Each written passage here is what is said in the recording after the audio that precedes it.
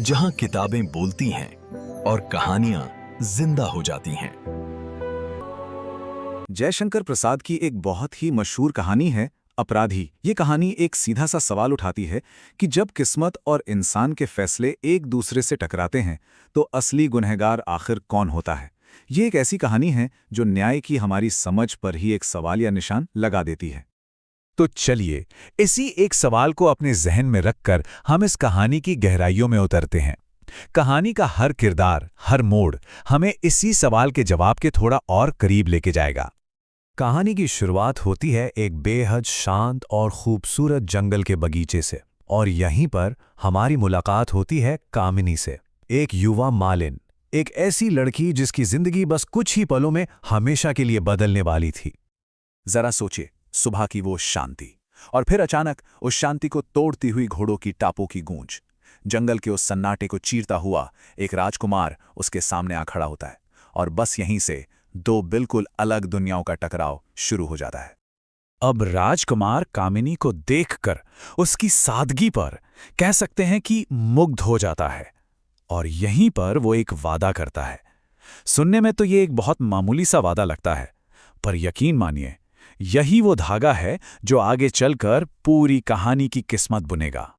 तो राजकुमार ने जो कहा वो किया। वो अपना वादा निभाने लौटता है, लेकिन वो सिर्फ माला लेने वापस नहीं आता।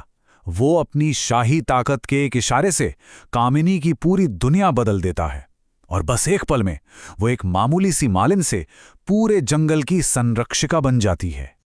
लेकिन कहानियों में सब कुछ हमेशा अच्छा नहीं रहता, है ना? वसंत की वो धूप, जैसे ही मॉनसून के काले बादल आसमान में घिरते हैं, उस धूप पर ग्रहण लग जाता है, और उस सुनहरे दिन का वादा आने वाले तूफान के अंधेरे में कहीं गुम हो जाता है। अब सीन बदलता है। कहानी पहुंचती है एक तूफानी रात में। जोरदार बारिश, बिजली की कड़क, और इस पूरे डरावने माहौल के बीच कामिनी की झोपड़ी का दरवाजा कोई खटखटाता है। अंधेरे में से एक अनजान आवाज पनाह मांगती है। कामिनी पूछती है, तुम कौन हो?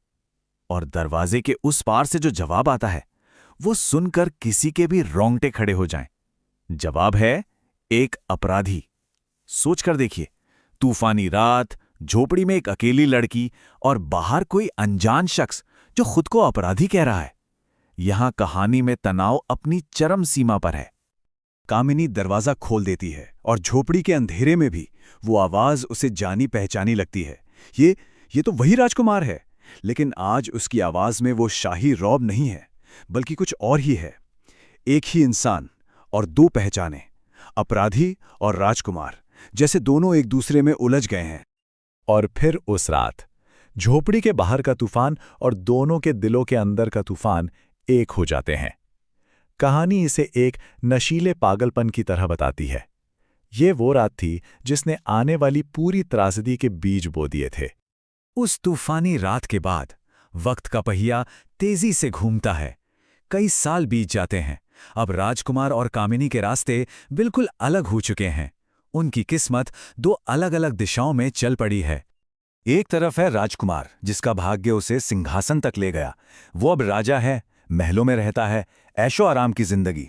और दूसरी तरफ है कामिनी, जो उसी जंगल में कहीं खो गई है, गुमनामी की जिंदगी जी रही है, अकेले अपने बेटे को पाल रही है। उसका वो खूबसूरत बगीचा अब एक उजाड़ जंगल से ज्यादा कुछ नहीं है।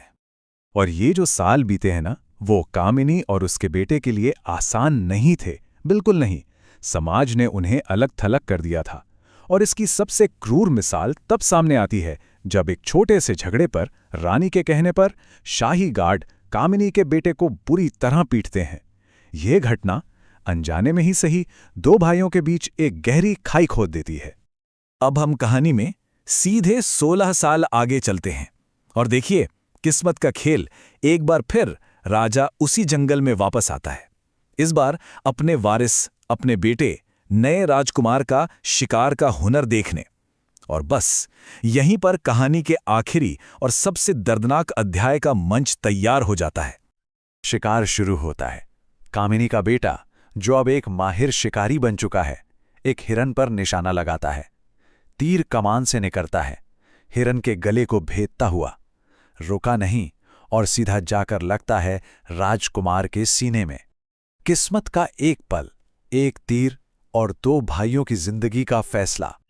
इसके बाद जो कुछ भी होता है बहुत तेजी से होता है और बहुत ही क्रूरता से। अब कहानी हमें उस आखिरी टकराव पर ले आती है जहां राजा का सामना उसी औरत से होगा जिसे वो बरसों पहले उसी जंगल में छोड़ आया था।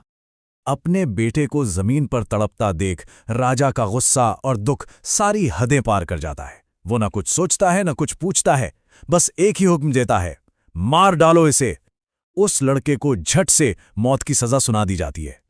और ठीक उसी वक्त जब सजा पर अमल किया जा रहा होता है, वहां कामिनी पहुंचती है और वो जो मंजर देखती है, एक तरफ राजकुमार की लाश और ठीक उसके बगल में उसके अपने बेटे की लाश। राजा बिल्कुल सुन्न खड़ा है। 16 साल बाद वो कामिनी को पहचान लेता है। उसकी नज़र उस फटे पुराने रेशमी कपड़े पर पड़ती है, वो तोहफा जो उसने कभी दिया था।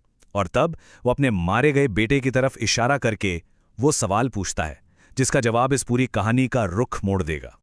कामिनी की आंखों में एक भी आंसू नहीं है। वो बिल्कुल शांत है, स्थिर नजरों से अपने मृत बेटे को देखती है और राजा के सवाल का जवाब देती है, सिर्फ एक शब्द में, एक ऐसा शब्द जो तलवार की तरह काटता है, अपराधी। और बस यहीं पर आकर पूरी कहानी का बोझ इस एक शब्द पर आ जाता है, अपराधी। इसका मतलब क्या था?